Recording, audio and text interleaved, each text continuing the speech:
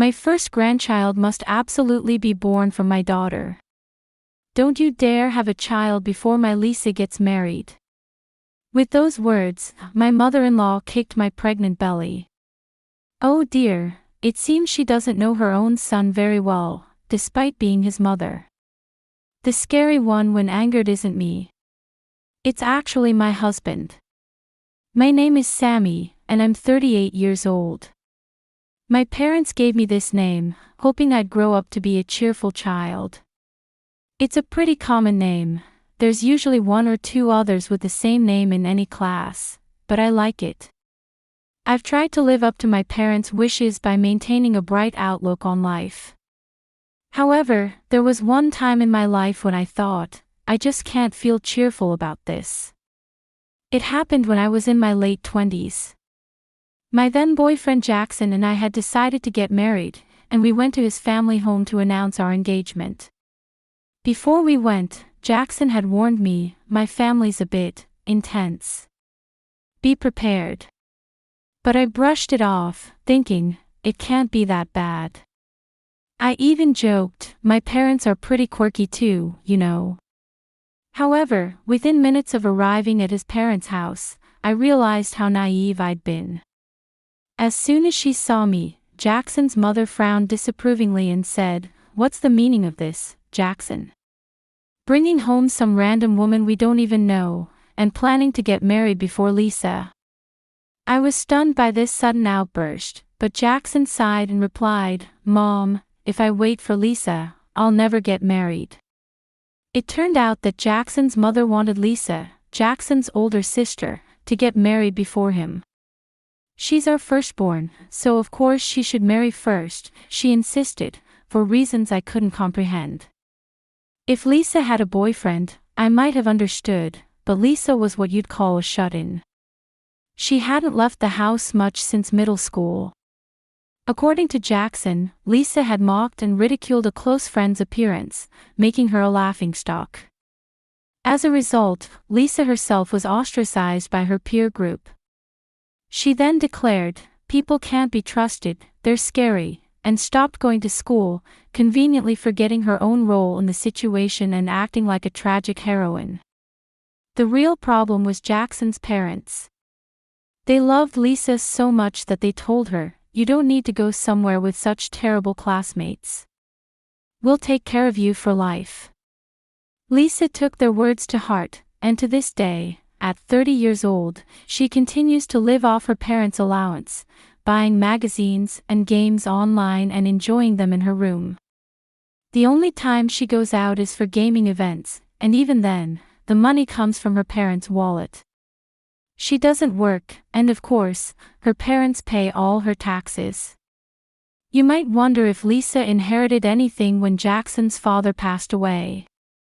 Well, a few years before he died, their house caught fire. Between moving and other expenses, most of their savings were used up. Despite not having much money left, Jackson's mother shows no signs of getting a job, and Lisa shows no signs of leaving her room.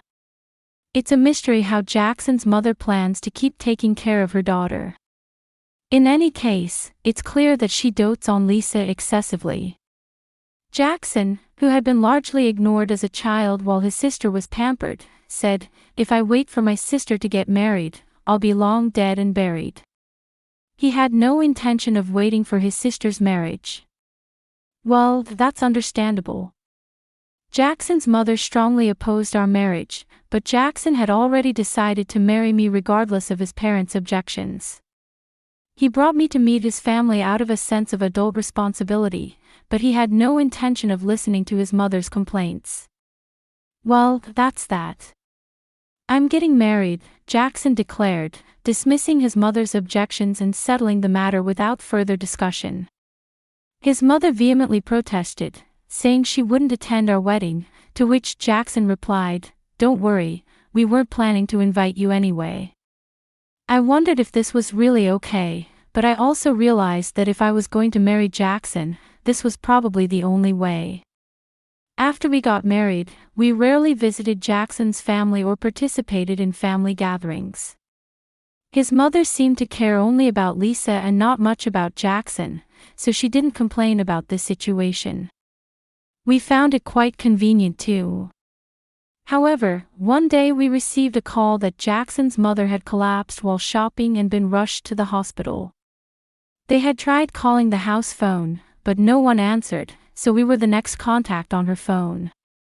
Lisa must have been at home, but being a shut-in, she probably pretended not to hear the phone. She's truly a hopeless person. It turned out that Jackson's mother had suffered a heart attack, and the hospital wanted a family member's consent for surgery. I frantically contacted Jackson, got his permission for the surgery, and then rushed to the hospital.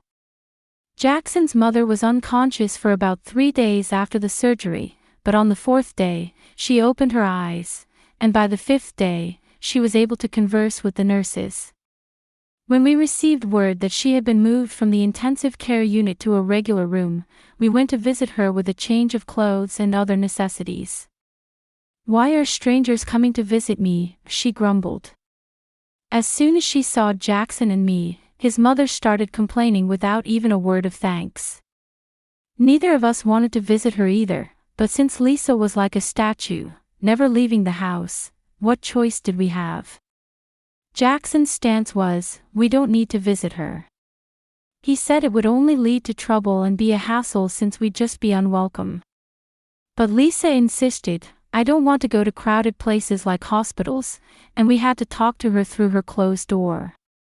Of course, Jackson yelled, can't you cooperate with your family in an emergency? If you can go out for game events, surely you can go to the hospital. But it had no effect. In fact, Lisa just went silent and stopped responding altogether. So, reluctantly, my husband and I ended up visiting his mother in the hospital in Lisa's place. When we arrived, his mother hurled abuse at us. Jackson, furious, told me, we don't need to visit anymore. Let her wear dirty clothes every day for all I care. But obviously, we couldn't do that. She was in a shared room, and wearing smelly clothes would bother the other patients and nurses. Jackson had to work during the day, so I was the only one who could bring clean clothes on weekdays. I told Jackson, I know it's not pleasant, but I'll grit my teeth and go to the hospital. Jackson looked genuinely apologetic and said, if it gets too much, just throw everything away and come home without going to the hospital. But I decided to do my best as his wife. Despite my resolve, every time I showed up at the hospital, his mother would say things like, the nurse said my daughter was here, so I thought it was Lisa, but it's just you. I don't consider you my daughter, or, seeing your face makes me feel ill.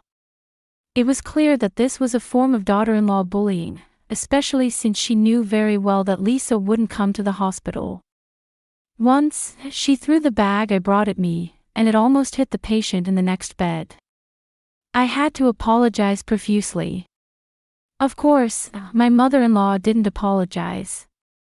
I was the one bowing my head repeatedly. Her behavior was so outrageous that I finally snapped back, I don't feel like your daughter either, but I'm the only one who can take care of you right now, so please bear with it. She flew into a rage, yelling, Lisa would never say such a thing. You're truly not lovable at all. Naturally, we were scolded by the nurses, but again, I had to apologize on behalf of my unapologetic mother-in-law. I wondered if there was any way to deal with this impossible woman. After a stressful month, my mother-in-law was finally discharged. As we returned to our peaceful days without any involvement with her, I received the joyous news that I was pregnant. Jackson was overjoyed. Even though I kept telling him, it's still too small, we can't feel anything yet, he would put his ear to my belly every day, saying, are you in there? I thought he was being silly, but I understood his excitement, and I was happy that he was so thrilled about my pregnancy. As a mother and a wife, I was determined to have a healthy baby. My parents were also ecstatic when I told them about the pregnancy. They've made it their weekend hobby to look for baby socks and clothes, even though it's way too early. I've told them not to buy anything yet since we don't even know the gender, but I'm a bit worried they might end up buying both boys' and girls' clothes. While everyone was excited about the new life, we didn't tell Jackson's mother about the pregnancy. Jackson said it would be better not to. He was worried about my mental well-being during the pregnancy, knowing that his mother might say all sorts of things if she found out that her first grandchild would be from Jackson, after he had married before Lisa. I agreed that it would be better to wait until after the baby was born and things had settled down before telling her. Jackson said we didn't even need to do that. I thought we could play it by ear depending on the situation. However, when I was close to my due date, Jackson's mother suddenly showed up at our house. I didn't want to show her my pregnant belly, so I was considering pretending not to be home when my phone rang. It was her. I had left the window open, so she must have heard the ringtone. "Come out right now," she yelled angrily. I usually keep my phone on silent mode, but of all days, why did I have the ringtone on today? I held my head in my hands, but it was too late. Jackson wasn't home, and I knew this was bad, but I had no choice. I opened the door slightly, and Jackson's mother forced her way in. "How dare you get pregnant?" she shouted, her face contorted with rage. She hadn't even seen my belly yet. I was taken aback by her reaction, which seemed as if she had known about my pregnancy all along. She explained, "A neighbor saw you at the OB/GYN and said, 'Congratulations on your daughter-in-law's pregnancy.'" "What's there to congratulate?" "I see, so she found out about my pregnancy from someone else." Even though I had chosen a clinic far from their home, we were still discovered. Seeing my slightly pale face, Jackson's mother misinterpreted it and said, "Well, at least you seem to feel some remorse for getting pregnant before Lisa." "I'm sorry, but I felt absolutely no such remorse. I'm sure you already know this, but the first grandchild should be Lisa's. I don't want a child from someone like you who doesn't understand family hierarchy," she yelled. Suddenly, she kicked my belly. I crouched down, shocked that I couldn't protect my belly and in pain from the kick. Oh no, I don't feel intense pain, but I feel like water is flowing down my lower body. As I tried to quickly escape from her, she grabbed my collar and kicked my back, saying, "Listen. I've decided that the first grandchild must be Lisa's. Don't you dare have a child until she gets married. Give up on giving birth." I could feel water flowing from my body, beyond my control. My water had broken. Jackson's mother was saying other things too, but I was in such a panic that I couldn't hear anything. My state must have looked to her like I was hanging my head in remorse because she spat out, "I hope you understand now. We don't want your child," and left. The sound of the door closing brought me back to my senses, but I didn't know what to do. However, I knew I had to have my condition checked, so with trembling hands, I called the clinic and hurriedly got into a taxi to go to the hospital. The timing was terrible. Jackson was away on a 2-day business trip. Apparently, the supervisor who was supposed to go had been hospitalized due to an accident, so Jackson had to go instead because they were short-staffed. He had tried to refuse, saying he had a pregnant wife at home, but they wouldn't listen. I remember him complaining about it. I had told him, "It's okay. I can manage on my own for 2 days, so don't worry and go on your trip." But now I felt like I was going to fall apart from anxiety. Tears were flowing uncontrollably, and I called Jackson, sobbing as I explained the situation. "I understand. Work doesn't matter anymore. You and the baby are what's important. I'm coming back right away, so hang in there," he said. True to his word, Jackson returned to me that evening. Apparently, some superiors complained about him abandoning his duties, but Jackson told me, "If anyone has a problem with this, I'm prepared to change jobs. Don't worry about it. I'm lucky to have such a good husband." Fortunately, there seemed to be no problems with the baby, but since I was close to my due date, we immediately began preparations for the birth. After that, our child was born safely, and we were supposed to be living happily ever after. But suddenly, Jackson said with a serious face, "I'm not going to let everything slide just because the baby was born safely." He had been furious about his mother's actions that day. He said he would definitely teach her a lesson once I was out of the hospital. And then came the fateful day. It was about a month after I had been discharged from the hospital. Early in the morning, Jackson took me and our daughter to his parents' house. Without ringing the doorbell, he used his key to barge into the house. His mother, who had apparently been watching TV, was flustered by Jackson's sudden appearance. "What's this all about?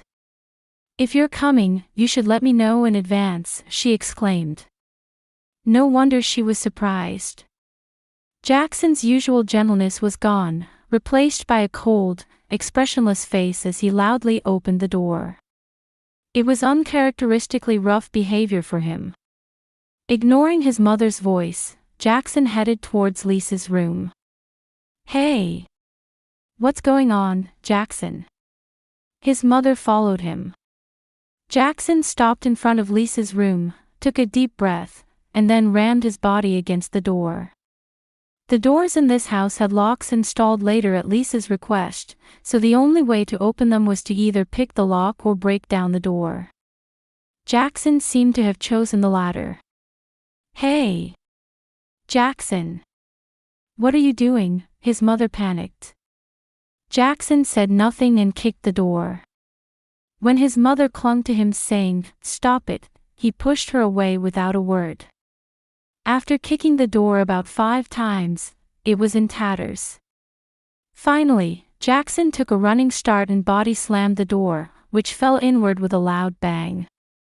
Lisa, in worn-out sweatpants with unkempt, overgrown bangs, let out a voiceless cry. "Come," Jackson said, grabbing Lisa's hand and dragging her out of the room. Of course, Lisa screamed, "No! Stop," but Jackson didn't listen. Their mother, teary-eyed, pleaded, "Stop it. Don't you feel sorry for her?" But such words wouldn't reach the enraged Jackson. He dragged Lisa out to the yard and yelled, "Get outside for once." Lisa was crying like a child, with their mother comforting her. "Why are you doing such a terrible thing?" Their mother raised her voice at Jackson, as if she were in the right. "Ha! This is kindness. A woman over 30 who doesn't work and leeches off her parents, staying cooped up at home. It's about time she got out." Jackson retorted. "That's not for you to decide," his mother shot back. "Then can you decide, Mom?" "No, you can't. Don't you understand that living like this will only lead to unhappiness for Lisa? You had a heart attack, and you still don't get it. You won't live forever, Mom. How can someone who needs to be taken care of herself keep taking care of Lisa? I'll leave money behind. We don't need your concern. Then let me ask you this, who visited you in the hospital this time? Lisa just stayed at home, and Sammy did everything, didn't she? You did that on your own." "Yes, we did. But what about Lisa? Who's going to take care of her if something happens to her? We're not going to look after Lisa. Or do you plan to live for another 100 years to take care of her? You know that's impossible. Think realistically. Besides, how is this shut-in woman supposed to get married? It's ridiculous to say you won't acknowledge any grandchild that isn't Lisa's." Jackson's words were harsh but true. His mother looked at him as if scales had fallen from her eyes. She had probably never seriously thought about it, genuinely believing she could protect Lisa forever. "If I may say so." I spoke up, and Jackson's mother turned to look at me. "Mother, if you and Father had properly guided Lisa to reintegrate into society, she might have been married by now. But both of you allowed Lisa to not work and gave her a comfortable life, just as she wanted. She's already 30. It's almost too late for her to rejoin society, but putting it off any longer won't do her any good. As she gets older, job opportunities will decrease, and there aren't many places willing to hire someone like Lisa with no social experience and no special circumstances. If you really care about her, shouldn't you be pushing her to go out instead of keeping her cooped up? She's only going to struggle more. As I spoke, Jackson's mother's face gradually turned red with anger. "Shut up," she yelled. "You think you're a proper mother just because you had a child? I've raised 2 children. I know a lot more about parenting than you do. Don't interfere in our family matters." As his mother shouted, breathing heavily, Jackson snorted. "If that's the case, then your parenting was a failure. You've raised a 30-year-old shut-in daughter who's never worked, and a son who's cut ties with you. Let me tell you, I think Lisa is a victim here. Someone should have properly scolded her when we knew what triggered her to become a shut-in. It's okay. Right, Lisa? You'll be fine.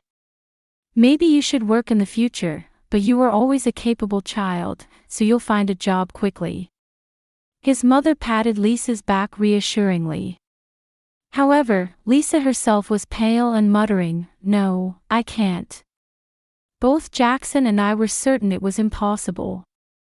His mother must have realized it too, but she put on a brave face and said, "As long as I'm here, Lisa will be fine." "Well, whatever. Just live happily with Lisa. Don't ever involve us again," Jackson said.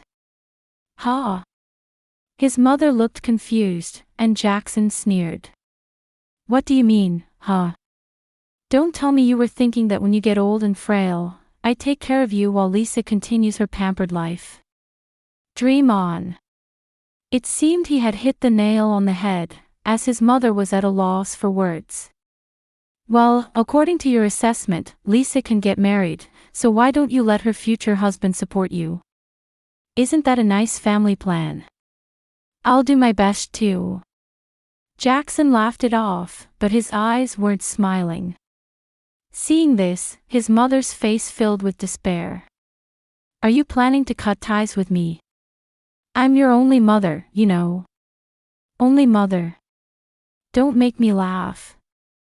I don't remember ever being loved by you. You made me do all the housework while letting Lisa do whatever she wanted. And to top it off, you kicked my pregnant wife's belly. I might have forgiven you if it was just me, but I can't forgive you for laying hands on my wife." With a sharp gaze I'd never seen before, Jackson glanced at his silent mother one last time, then put his hand on my shoulder and said, "Let's go." We left the place. His mother was yelling, "Please reconsider," but Jackson didn't look back. After that, his mother often called or came to our house. She even bowed her head, saying, "At least please take care of Lisa." But Jackson refused. It's different from helping someone who's been living properly and finds themselves in trouble. "It's not right for someone who's never done anything to just ask to be taken care of," he said, logically rejecting his mother's plea. Later, when our daughter got a bit older, we moved away.